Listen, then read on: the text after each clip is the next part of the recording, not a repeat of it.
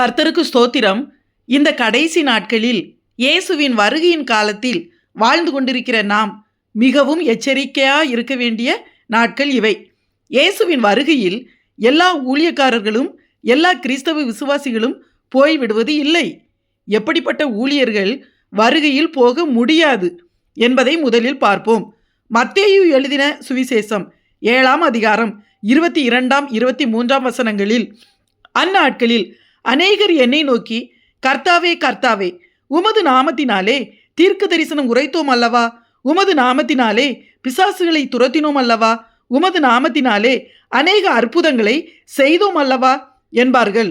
அப்பொழுது நான் ஒரு காலம் உங்களை அறியவில்லை, அக்கிரம செய்கைக்காரரே, என்னை விட்டு அகன்று போங்கள் என்று அவர்களுக்கு சொல்லுவேன் என்று இயேசுவே சொல்கிறார். இயேசுவின் நாமத்தில் தீர்க்க தரிசனம் சொல்பவர்களும் பிசாசுகளை துரத்துபவர்களும் அற்புதங்களை செய்பவர்களும் யார்? இயேசுவின் ஊழியக்காரர்கள் தானே செய்வார்கள். இவைகளை செய்யும் ஊழியர்கள் கைவிடப்படுவார்கள் என்பது அர்த்தம் அல்ல. நாம் இப்படி வல்லமையான காரியங்களை செய்யலாம், ஆனால் நம்முடைய நடக்கை வாழ்க்கை சரியில்லை என்றால் வருகையில் போக முடியாது. காரணம் என்னவென்றால், லூக்கா எழுதின சுவிசேஷம் 17ஆம் அதிகாரம் 35ஆம் வசனத்தில், திரியை திரிக்கிற 2 ஸ்திரீகளில் ஒருத்தி ஏற்றுக்கொள்ளப்படுவாள், மற்றவள் கைவிடப்படுவாள் என்று எழுதப்பட்டுள்ளது. ஸ்திரீ என்பது சபையை குறிக்கும் வார்த்தையாகும். 2 விதமான சபைகள் இருக்கின்றன. அவைகளை நடத்துகிற ஊழியக்காரர்கள் இருக்கிறார்கள். ஒரு சபையாகிய ஸ்திரீ கர்த்தருடைய மணவாட்டியாகிய எருசலேம் குமாரத்தி. வெளிப்படுத்தின விசேஷம் 21ஆம் அதிகாரம் 2ஆம் வசனத்தில், புதிய எருசலேம் ஆகிய பரிசுத்த நகரத்தை தேவனிடத்தினின்று பரலோகத்தை விட்டு இறங்கி வர கண்டேன். அது தன் புருஷனுக்காக அலங்கரிக்கப்பட்ட மணவாட்டியைப் போல ஆயத்தமாக்கப்பட்டிருந்தது என கூறப்பட்டுள்ளது. அதாவது கர்த்தருடைய வருகைக்காக ஆயத்தமாயிருக்கிற சபை தன்னையும் தன் சபை விசுவாசிகளையும் வருகைக்கு ஆயத்தமாக்குகிற ஊழியர்கள். பாவத்தை குறித்தும் நீதியை குறித்தும் நியாய தீர்ப்பை குறித்தும் தன் சபையாரை உணர்த்தி போதித்து தானும் அப்படி வாழ்கிற ஊழியர்கள்தான் வருகையில் போக முடியும். ஆனால் இன்னொரு சபையாகிய ஸ்திரீ பாபிலோன், மகாபாபிலோன், வேசி என்று வேதம் சொல்கிறது. வெளிப்படுத்தின விசேஷம் 17ஆம் அதிகாரம் 5ஆம் வசனத்தில், ரகசியம், மகாபாபிலோன் வேசிகளுக்கும் பூமியில் உள்ள அருவருப்புகளுக்கும் தாய் என்னும் நாமம் அவள் நெற்றியில் எழுதியிருந்தது என்று சொல்லப்பட்டுள்ளது. அதாவது மந்தையை சிதறடிக்கிற மேய்ப்பர்கள். சபை ஊழியம் மாத்திரம் அல்ல, எந்த வகையான ஊழியத்தை செய்கிற ஊழியர்களாக இருந்தாலும் கர்த்தருக்கு பயப்படுகிற பயம் இல்லாமல் விசுவாசிகளை தங்களுடைய சுய லாபத்திற்காக தவறான உபதேசங்களினாலும் கள்ள தீர்க்க தரிசனங்களினாலும் வஞ்சிக்கிறவர்கள் எப்படி வருகையில் போக முடியும்? அசுத்தமாய் அருவருப்பாய் உலகத்தாரை போல எப்படி வாழ்ந்தாலும் பரலோகம் போய்விடலாம் என்றும் வசனத்துக்கு தவறான அர்த்தங்களை சொல்லி பணத்துக்காகவும் புகழுக்காகவும் ஊழியம் செய்பவர்களும் இரகசிய வருகையில், அதாவது இரகசிய பாவங்களில் இருந்து கொண்டு இரகசிய வருகையில் எப்படி போக முடியும்? தேவனுடைய ஐக்கியமே இல்லாமல், தனி ஜபமே இல்லாமல் விசுவாசிகளை இயேசுவின் பக்கம் திருப்பாமல் தங்கள் பக்கம் திருப்புகிற ஊழியர்கள் வருகையில் கைவிடப்படுவார்கள். உன்னத பாட்டின் புஸ்தகம் 5ஆம் அதிகாரம் 3ஆம் வசனத்தில், என் வஸ்திரங்களை கழற்றி போட்டேன், நான் எப்படி அதை திரும்பவும் உடுப்பேன்? என் பாதங்களை கழுவினேன், நான் எப்படி அவைகளை திரும்பவும் அழுக்காக்குவேன் என்றேன் என்று எழுதப்பட்டுள்ளது. அதாவது பின்மாற்றத்தில் இருக்கிற ஊழியர்கள் வருகையில் கைவிடப்படுவார்கள்.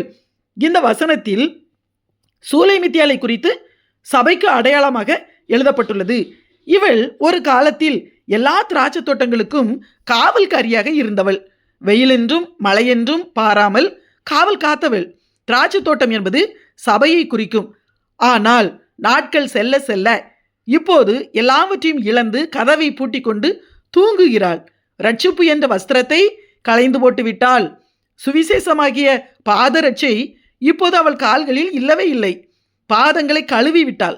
அதை எப்படி அழுக்காக்குவேன் என கூறுகிறாள். முன்பு அர்ப்பணிப்போடு ஆதாயம் பார்க்காமல் கர்த்தருக்காக ஓடிய ஓட்டம் இப்போது இவளிடம் இல்லை. எல்லாம் இழந்து முடங்கி போனாள். ஆனால் அவளை அழைத்த நேசர் கதவை தட்டுகிறார். ஆனால் அவள் கதவை திறக்கவில்லை. இப்படிப்பட்டவர்கள் கர்த்தர் உணர்த்தும் போது கீழ்ப்படிய மனமில்லாதவர்கள், நிர்விசாரமாக இருப்பவர்கள் எப்படி எந்த நிலைமைக்கு ஆளாவர்கள் என்று உன்னத பாட்டு 5ஆம் அதிகாரம் 6ஆம் வசனத்தில் சொல்லப்பட்டுள்ளது. என் நேசருக்கு கதவை திறந்தேன், என் நேசரோ இல்லை, போய்விட்டார் என சொல்லப்பட்டுள்ளது.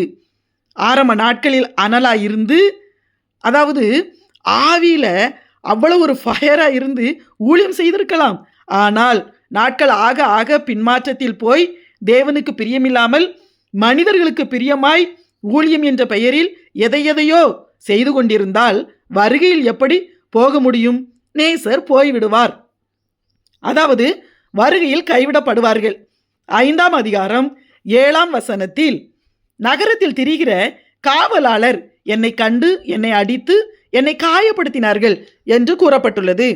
நிர்விசாரமாய் ஆவிக்குரிய தூக்கத்தில் இருந்தால் வருகையில் கைவிடப்படுவார்கள். பிறகு அந்திகிறிஸ்துவின் நாட்களில் அடித்து காயப்படுத்தப்பட்டு சித்திரவதைக்கு ஆளாவார்கள் என்பதையே இந்த வசனம் கூறுகிறது.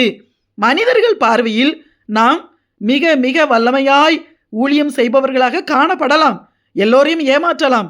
ஆனால் கர்த்தரின் பார்வையில் அக்கிரம செய்கைக்காரர்களாக இருப்பவர்கள் கைவிடப்படுவார்கள். மத்தேயு சுவிசேஷம் 25ஆம் அதிகாரம் 26ஆம் வசனத்தில் பொல்லாதவனும் சோம்பலுமான ஊழியக்காரனே என சொல்லப்பட்டுள்ளது. 30ஆம் வசனத்தில் பிரயோஜனமற்ற ஊழியக்காரனாகிய இவனை புறம்பான இருளிலே தள்ளி போடுங்கள், அங்கே அழுகையும் பற்கடிப்பும் உண்டாயிருக்கும் என்று எழுதப்பட்டுள்ளது.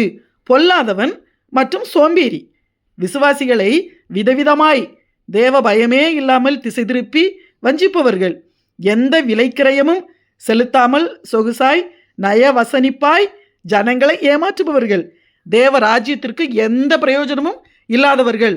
எப்படிப்பட்டவர்கள்? இப்படிப்பட்ட ஊழியர்கள் கைவிடப்படுவார்கள். வெளிப்படுத்தின விசேஷம் 3ஆம் அதிகாரம் 20ஆம் வசனத்தில் இதோ வாசற்படியில் நின்று தட்டுகிறேன், ஒருவன் என் சத்தத்தை கேட்டு கதவை திறந்தால் அவனிடத்தில் நான் பிரவேசித்து அவனோடே போஜனம் பண்ணுவேன், அவனும் என்னோட போஜனம் பண்ணுவான் என்று சொல்லப்பட்டுள்ளது. இந்த கிருபையின் காலத்தில் நாம் ஊழியர்களாக இருக்கலாம் அல்லது கிறிஸ்தவ விசுவாசிகளாக இருக்கலாம். தேவனுக்கு பிரியமில்லாத சில குறைகள் சிலரிடம் காணப்படலாம். அதை சரி செய்ய, நம்மை ஆயத்தப்படுத்த, நமக்கு உதவி செய்ய தேவன் நம் கதவை தட்டுகிறார். அதாவது நம்மை உணர்த்துகிறார்.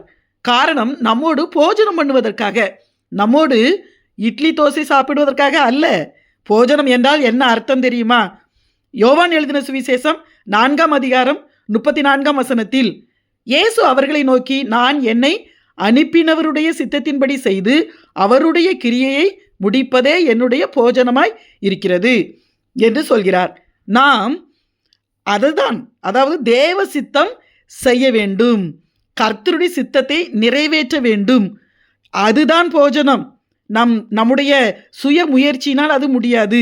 கர்த்தராகிய ஆவியானவர் நமக்கு உதவி செய்தால் மட்டுமே தேவ சித்தம் செய்ய முடியும். அதற்கு அவர் நம்மோடு போஜனம் பண்ண வேண்டும். அதாவது தேவ சித்தத்தின்படி நாம் செயல்பட கர்த்தர் நம்மோடு செயல்படுவதுதான் அவர் நம்மோடு போஜனம் பண்ணுவது. அதனால் தான் கதவை தட்டுகிறார். ஆனால் அநேகர் கீழ்ப்படிவது இல்லை. சுய விருப்பத்தின்படி உலகத்திற்கு ஒத்தபடி ஓடுபவர்கள் சூலைமித்தியாலை போல கதவை தட்டுகிற நேசரின் சத்தத்துக்கு, அந்த சத்தத்தை கேட்டும் நிர்விசாரமாக இருப்பவர்கள் கைவிடப்படுவார்கள். மத்தேயு சுவிசேஷம் 7ஆம் அதிகாரம் 21ஆம் வசனத்தில் பரலோகத்தில் இருக்கிற என் பிதாவின் சித்தத்தின்படி செய்கிறவனே பரலோக ராஜ்யத்தில் பிரவேசிப்பானே அல்லாமல் என்னை நோக்கி கர்த்தாவே கர்த்தாவே என்று சொல்கிறவன் அதில் பிரவேசிப்பது இல்லை என்று இயேசு சொல்கிறார். எனவே யாராயிருந்தாலும் கர்த்தருக்கு பயந்து சாட்சியாய் நடந்து பூரணமாய் வாழ்ந்தால் மட்டுமே ஊழியராயிருந்தாலும் விசுவாசியாயிருந்தாலும் வருகையில் போக முடியும். நாம் சொல்லலாம், நான் ரட்சிக்கப்பட்டிருக்கிறேன், ஞானஸ்நானம் எடுத்திருக்கிறேன், அபிஷேகம் பெற்றிருக்கிறேன், ஆலயத்திற்கு சபைக்கு ஒழுங்காக செல்கிறேன், காணிக்கை கொடுக்கிறேன், ஊழியம் செய்கிறேன் என்று சொல்லலாம். ஆனால் சுபாவம் மாறாமல், சாட்சி இல்லாமல், பரிசுத்தம் இல்லாமல், ஆயத்தமாய் இல்லாமல், அதாவது தேவ சித்தம் செய்யாமல் வருகையில் போகவே முடியாது. எனவே நாம் பரிசுத்தமாய் வாழ்ந்து ஆயத்தமாவோம். ஆமேன்.